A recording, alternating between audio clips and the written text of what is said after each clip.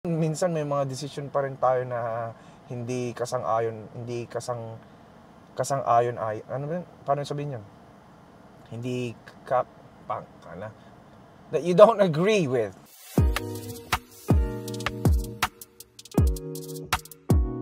So today is leg day. We're gonna hit leg day today. The similarities between playing computer games and working out is you can see results. Alam ko na alam nyo din na kailangan mong magpa-level, diba? Alam nyo ba yung run online, MU, kabal, bago kayo maging malakas, mag-grind talaga kayo. Talaga magpapa-level kayo. So, same din with fitness. Kapag level 1 ka, di mo alam kung anong kukunin mong skill, di mo nga alam gagawin mo, kung magpa-farm ka ba, manghihingi, di mo alam. So, you guys don't know. Same thing with what you want to do in life. Same thing with being financially stable, having a good physique. Laro nyo na ba yung San Andreas, yung GTA kayo? Di ba sa una ang saya? Cheat ka, buff me up. Uy, saya. Tas exact me. Ayan. Ano pa ba yung mga cheat code? Robocop. Hindi pala Robocop. Ang saya sa una. Tapos you get bored. Bakit? Kasi ang difference lang sa buhay, wala kasing cheat code. Kasi kapag may cheat code na, kapag nasa na lahat, what's the thrill? Sa mga nanonood ng anime, tingnan nyo si Saitama. Si Saitama, sobrang lakas niya na, nade-depress siya. Bakit? Kasi nga, siya yung pinakamalakas wala nang nag-e-excite sa kanya. Ganon din yung buhay, mga par. You don't need to be great to start. You need to start to be great. That's the beauty of it. It's not a matter of if, it's a matter of when. Huwag kayong ma-discourage sa mga obstacles na nafe-face nyo sa buhay.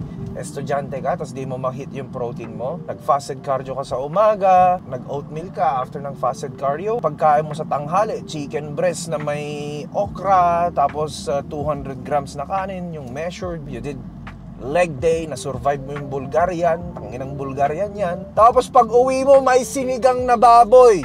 Nako, ano yung mga obstacle na gano'n? That is when the universe is giving you challenges and obstacles for you to overcome. Yan din yung ginagawa ng Diyos sa buhay natin. Hindi pa niya binibigay yung mga gusto natin sa buhay kasi meron pa tayong mga distractions sa buhay na kailangan ayusin. Let's say, hindi ka pa niya ginagawang mayaman kasi He knows that if you have a lot of money, you will spend on stupid shit. Hindi lang kayo. Kino-compare ko din yung physique ko sa iba. Kasi this is the nature of bodybuilding. You compare. But if you are planning to compare, make sure that it's healthy. Ganito gawin nyo. Ang ganda ng katawan nun kasi nag-steroids Tignan mo yung mukha nun, ugat-ugat. Steroids, ganyan din yung magiging ko. Ganyan din yung magiging katawan ko. Pasalamat nga siya, di ako nag-steroids lang ako, creatine. Parang ganun. That's insecurity, guys, okay? This is a healthier approach. Ganda ng sarap na, hindi masarap pala. Maganda.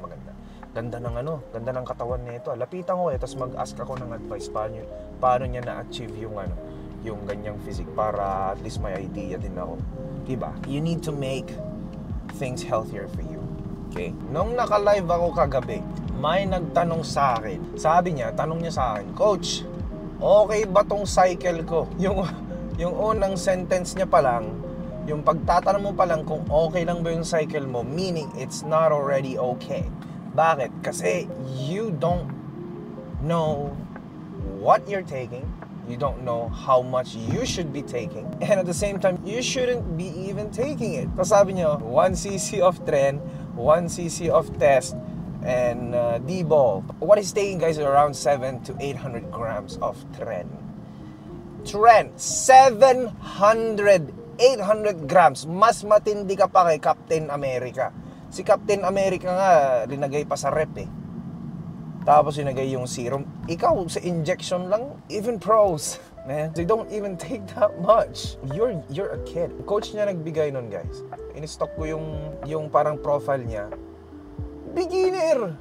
Sabi ko, Train to Heaven? Buti yung Train to Busan, zombie lang. Ito Train to Heaven If you think steroids is the key, give it to me. Pero lang, hindi guys, steroids are part of it if you want to be in the competitive level. Pero, hindi po yan yung sagot. You gotta have a good base.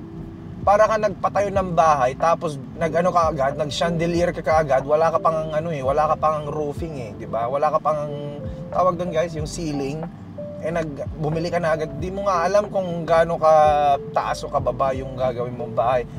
Sa baba ka mag-start, pre. You need to start on a base level.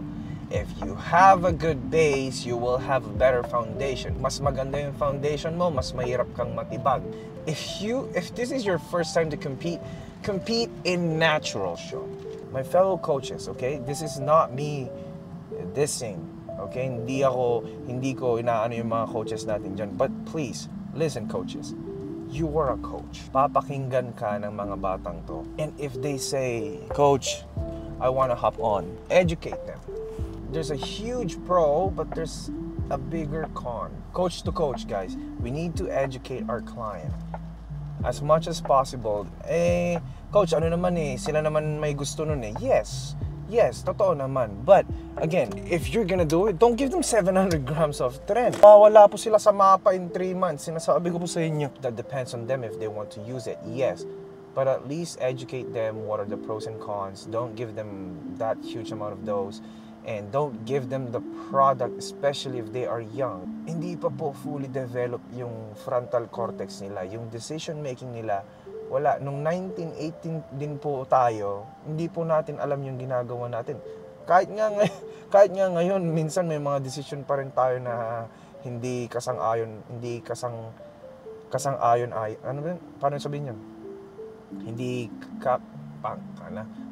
that you don't agree with. For my coaches out there, be the bigger person, not just the muscle, but the brain and the heart. Tell what your clients need to hear, not they want to hear. And dito na tayo, mag-ano tayo, so we're gonna hit legs now. And I'll see you guys inside. Punta ako sa leg extension. Cardio na to Hindi na ako magsa-cardio mamayang gabi. Alam nyo na yun. Cardio. Kaya talaga pag denpang yung usapan, ang gagaling ninyo. But yeah, we're gonna do leg extensions. So I need some music, guys. Pili tayo ng music. Asan yung pusong bato? Pusong bato. Di mo alam dahil sa'yo, ako'y di makadait. Taken yung leg curl. So yan, kapag taken na, huwag nyo nang agawin. Pag taken na, yan nyo na lang. So, hanap na kayo ng iba. Pag taken na, respect.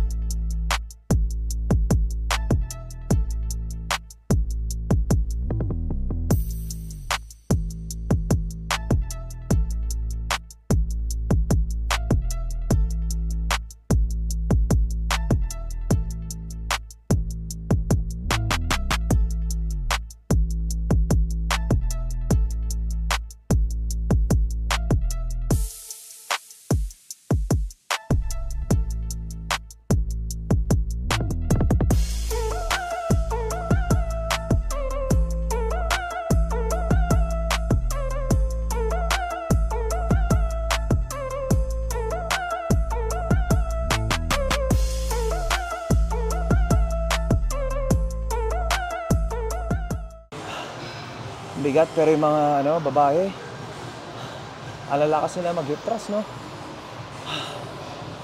Oh, dang.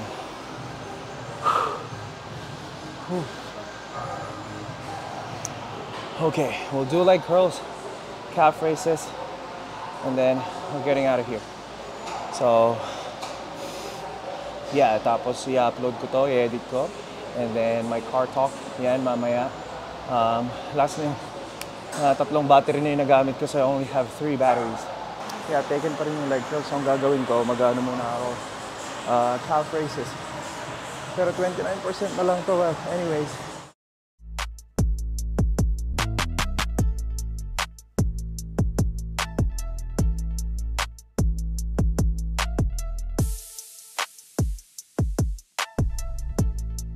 Okay, yan guys.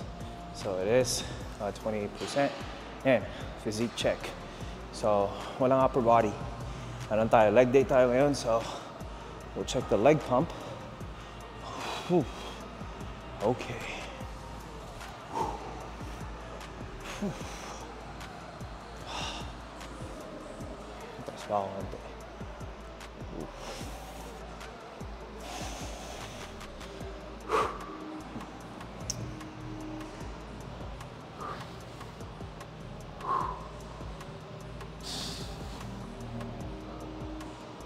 Yan, so kulang pa ako sa sa hamstrings, glutes. Need to develop more on the glutes. Yung quads, I need more sweep, parang ganun. And more, yung kasi yung feathering or striations kasi sa body fat na yan. So, I still have a lot of body fat in here. I need more hamstrings. I want this to be like, yan. Tapos sa quads. So, kasi almost 2 months ako hindi nakapag-legs. Dahil nga sa injury ng tuhod ko, so my left knee. And yeah. Yung calves din, need to improve more calves. Yeah, diba? Let's see the side, see which one. So, yeah.